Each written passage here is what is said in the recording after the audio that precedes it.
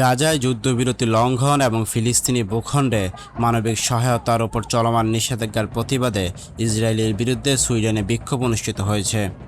শনিবার দেশটির রাজধানী স্টকহোমে শত শত বিক্ষোভকারীরা এই কর্মসূচিতে অংশগ্রহণ করেন।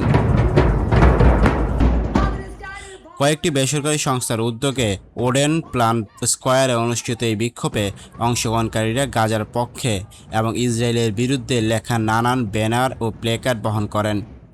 এতে সুইডিশ সরকারকে ইসরায়েলের ওপর কূটনৈতিক চাপ বাড়াতে এবং অবিলম্বে দেশটিতে অস্ত্র বিক্রি বন্ধ করার আহ্বান জানানো হয়। আন্দোলনকারীরা গণমাধ্যমকে বলেন, গাজায় যা হচ্ছে এটি কোনো সংঘাত নয়, এটি গণহত্যা ও জাতিগত নির্মূল অভিযান।